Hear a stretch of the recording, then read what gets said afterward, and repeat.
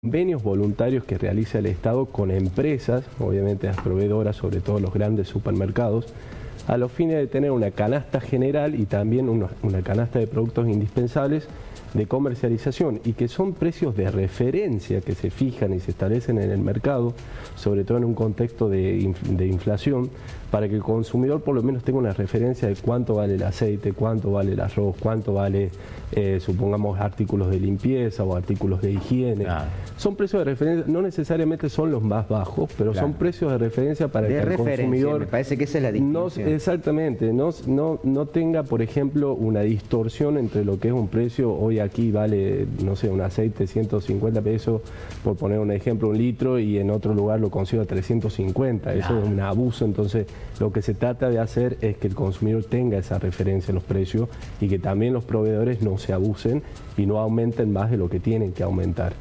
Los precios máximos, que fue una política de Estado que fue dictada al comienzo de la pandemia, ya prácticamente va a cumplir un año porque fue el 19 de marzo del año pasado el cual se dictó, era una política obligatoria para todos los comercios mayoristas, almacenes, supermercados, estaban incluidos todos de manera obligatoria, porque un DNU así lo establecía, a retrotraer los precios al 6 de marzo de ese año. Obviamente fue un programa que se dictó del gobierno nacional a los fines de evitar una distorsión, una especulación como se venía viendo respecto a lo que era la producción de algunos bienes y servicios y el precio atento a esta pandemia que nos azotó y que invadió a todo el mundo.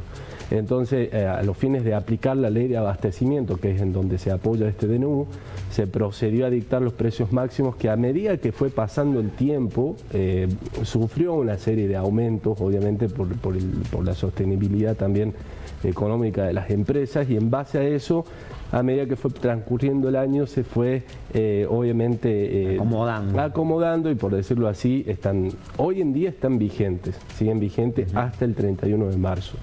Los precios cuidados están vigentes hasta fin de año y tienen renovaciones cada 3 meses.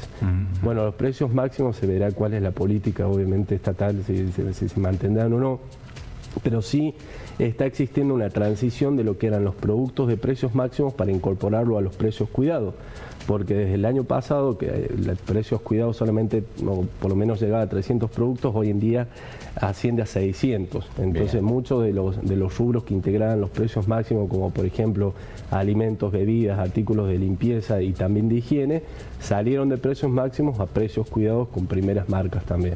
Entonces, bueno, son políticas estatales, ¿no es cierto?, que bueno, es necesario también que el consumidor tenga una idea respecto de esto. Precios máximos será temporal y bueno, precios cuidados será un convenio que ya se viene renovando hace muchos años. De igual manera hay una cartelería específica, ¿cierto?, que se debe colocar. Exactamente, nosotros hacemos las inspecciones a los supermercados que están adheridos, las cadenas que están adheridas aquí en Catamarca. Nosotros tenemos en precios cuidados, tenemos las grandes cadenas, ¿no es cierto?, sí, Carrefour, Chango Más, donde aparte de controlar que estén los precios de acuerdo a lo establecido en los convenios de todo lo que comercializan, esté totalmente los precios exhibidos de una manera correcta y con los carteles y los logos oficiales de lo que es el programa y de lo que es el convenio en sí. Eso también se controla si es que existe abastecimiento, se controla si es que hay stock de los mismos, se controla que el precio sea el correcto o que sea el precio bien informado, que no exista errores. Y se labran actas, obviamente, y después se envían a Nación para su control. Sí, sí. O es mi sensación, me pasó en los últimos tiempos, 2 meses últimos, cuando uno va a un supermercado, como que hay menos cantidad o menos alternativas de productos. Claro, existe muchas veces lo que es, no un desabastecimiento técnicamente, sí, que se puede decir eso, sino algunos problemas con algunas primeras marcas que no envían la producción que tienen que enviar, y en eso Nación también hace inspecciones de esas grandes marcas para averiguar por qué, mediante la aplicación de la ley de abastecimiento, sí, porque es una conducta obviamente que no es lícita acopiar mercaderías para luego especular con el precio. Sí. Entonces en ese aspecto sí se hacen controles por parte de Nación y se trata de, por ejemplo, nosotros tuvimos problemas con los aceites de primeras marcas. Cierto. Hemos estado informando a Nación sobre esa situación, porque aparte de estas empresas, no tan solo con precios máximos, pero precios cuidados tienen convenios y acuerdos, entonces deben de cumplirlo.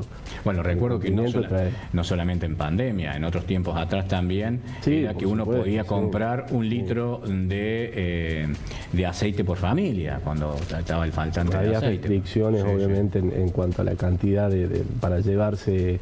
En aceites tuvimos un montón, en azúcar también había existido este problema en sí. Y la gente en Catamarca lleva, por ejemplo, si no encuentra lo que plantea Mario, lleva esta situación, porque por allí en precios cuidados, mágicamente no están la mercadería que podría responder a este listado, porque hay un listado. Sí. ¿Se hacen planteos en defensa del consumidor Eso, nosotros instamos siempre a que la gente utilice estos medios que tenemos, sobre todo virtual, que no hace falta de que se traslade hacia la oficina, más en época de pandemia, sobre todo con los riesgos que representa, y que haga la denuncia respecto de lo que es algún faltante en góndolas respecto de productos o faltante de marcas respecto de algunos productos. Y también tenemos que saber que el consumidor tiene el listado de los productos que integran la cadena, los productos que integran en el convenio, y tiene que exigir lo que estén para saber cuál es la marca, porque el consumidor no sabe todas las marcas que están, las más de 600 de los productos, y los supermercados tienen la obligación de tener ese listado para él. Y en el caso que no tenga ese producto, su sustituto, y el cual lo informa respecto, bueno, esta semana vamos a tener este faltante, se informa mediante un listado que nos llega a nosotros y vemos cuál es el sustituto de esa marca, que tiene que tener el mismo precio y calidad también. El otro tema tiene que ver con las carnes, ¿cierto? Bueno, sí, también fue un programa de fijación de precios, ¿no es cierto?, de la carne.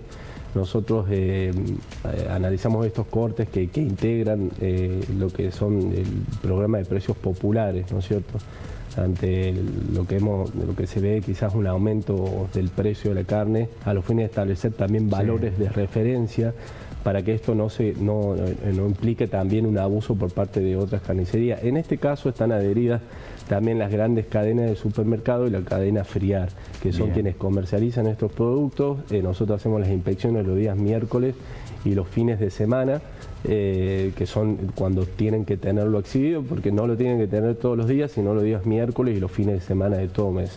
También tiene una validez temporal que es hasta el 31 de marzo y bueno, estaremos viendo o pendientes sobre ver si es que existe una renovación de lo que es ese programa. Me preguntan cómo se hace la denuncia, es decir, si uno... Pueden entrar a, yo siempre les digo como para que lo hagan fácil, a la página de Facebook está el link para hacer la denuncia, ahí a primera vista del consumidor para que lo pueda tener. Defensa del consumidor. Claro, Defensa del Consumidor Catamarca.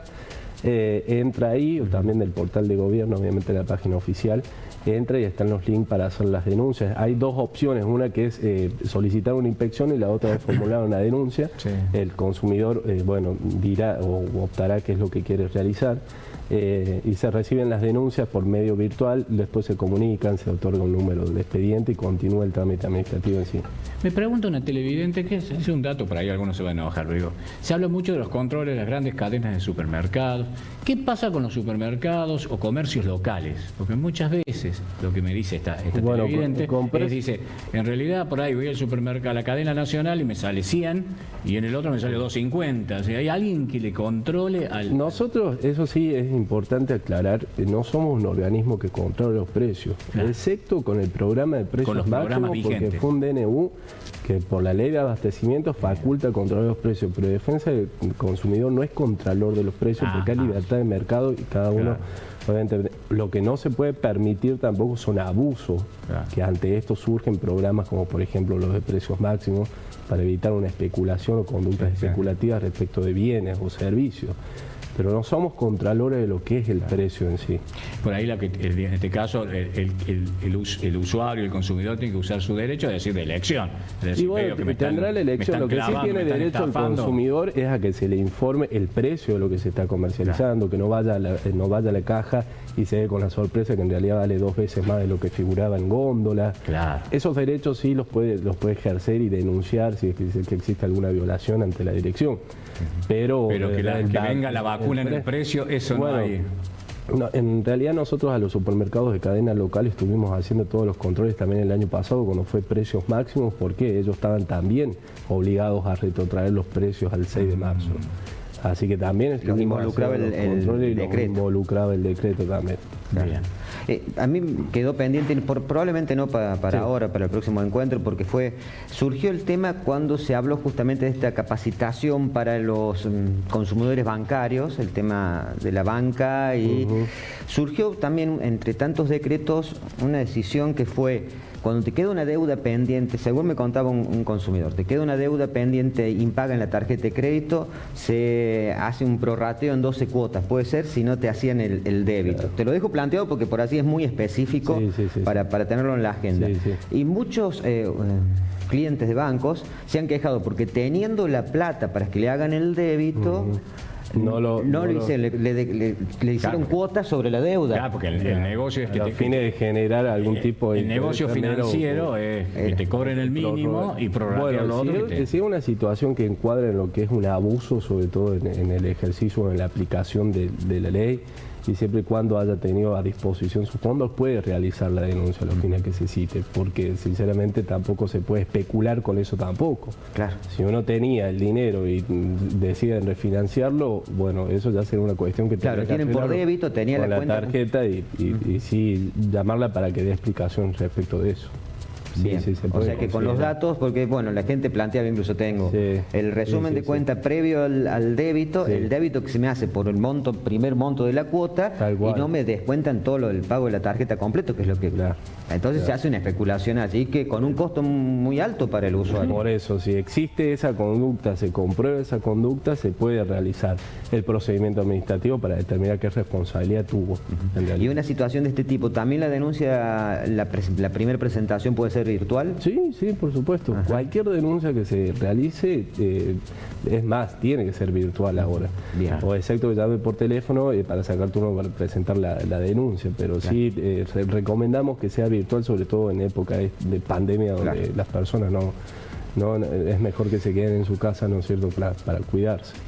Doc, querido, muchísimas gracias. No, por favor. Después hablaremos del tema de la resolución 120, que también queríamos, porque en la Semana del Consumidor nosotros estuvimos haciendo campaña en todos los rapipagos, pago fácil, por el hecho de evitar el cobro, un plus y un recargo por la prestación de esos servicios extrabancarios. Nosotros estuvimos realizando también, juntamente con la Red Provincial de Consumo, que es del interior, con los municipios que están adheridos y tienen delegaciones, se realizó una gran tarea, una gran campaña. Nosotros después pasaremos las fotos, municipios como ahí creo que estamos viendo las imágenes. Tuvimos en municipios como Tinogasta, San José, estuvimos en Belén, Londres, Andalgalá.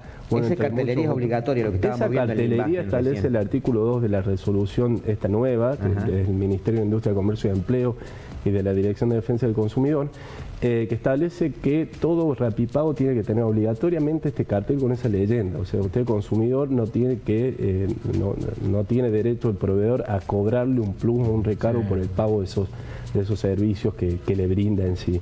Así que bueno, estuvimos también en el marco de lo que fue la Semana del Consumo realizando esta campaña, y bueno, vamos a continuar todavía realizándola a los fines de evitar estos abusos que se presentan en estos servicios. Ese código QR que tiene la cartelería, ¿qué es? Exactamente, ese código QR es para que el consumidor lo escanee y realice la denuncia por medio de ahí. Lo lleva al link virtual que yo le estaba hablando.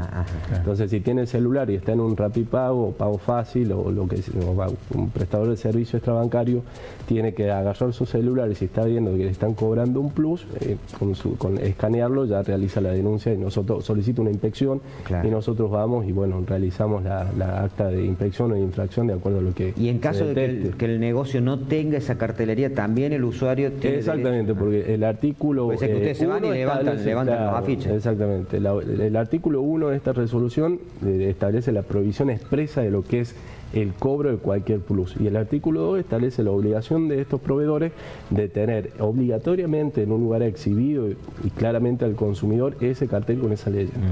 Me pregunta si se puede también grabarlo tipo cámara oculta. Por supuesto, el consumidor a su favor tiene todos los medios de prueba, inclusive mucho más amplios que en la legislación común, ¿no es cierto? Entonces, para poder... Yo hacía mucho que no iba a un pago fácil, a un pago rápido, no sé, a pagar. No me fijé el cartel, pero llegó hace bastante y no me cobraron ningún plus. Bueno, la campaña tiene ese objetivo y ese fin. Evitar que todos los rapipagos y pagos fáciles, o en realidad que cambien esa conducta de abusiva respecto de lo que es un cobro al consumidor. Obviamente que es una tarea larga que vamos a tener que realizar, específica, vamos a tener que seguir haciendo controles, porque cuando uno se relaja quizás vuelven a cometer de nuevo las infracciones, pero sí es una campaña y un objetivo pleno de la dirección evitar esto. Doc, ahora sí, muchas gracias. No, por favor, muchas gracias a ustedes, que anden muy bien. Muy bien, estuvo con nosotros la gente de Defensa del Consumidor, como todos los lunes, volvemos ya a la normalidad con los amigos de Defensa del Consumidor. Vamos a ver si lo cambiamos de día. Muy interesante. Bueno, vamos a cambiar de tema y vamos a hablar de los números que tienen que ver con el COVID. Carlos, no sé si usted los tiene a mano. Sí, señor. Fin de semana, naturalmente, fueron menos los casos. Recordamos que fueron 52. Así es, 52 fueron los casos positivos dados a conocer en la jornada de ayer en la provincia de Catamarca. No se produjo ninguna muerte por la enfermedad. Fueron 78 en total los casos de los recuperados en la provincia, superando a los casos positivos, con esta salvedad que comentaba Mario por el fin de semana. 6 pacientes están con asistencia mecánica respiratoria. Todos estos datos dados a conocer por el Ministerio de Salud forman parte del plan operativo de vacunación, que hoy, y como dato relevante, por 2 días se va a terminar de vacunar a las personas mayores de 75 años. Pero ya vamos a volver a eso, porque lo importante de la jornada de ayer es esto: los 52 casos positivos, los 78 personas recuperadas. También hoy se habilitaron los nodos de Bañado de Obanta y del Alto para mayores de 80 años. El nodo Bañado de Obanta, que va a funcionar en el salón parroquial, vacunará a adultos mayores nacidos en 1941 o antes. Son las de las localidades de Lavalle, Aligilán y de Bañado de Obanta. Así que me pareció realmente interesante mencionarlo, porque el interior también reclama, y de a poco se va cumpliendo con todos nuestros adultos mayores del interior de la provincia. ¿Qué otro dato relevante tenemos? A ver, una distribución geográfica. Los detectados ayer son 28 de Capital, 13 de Santa María, 5 de Valle Viejo, 3 de Capayán, 2 de Andalgalá y 1 de Fray Mamerto Esquiú.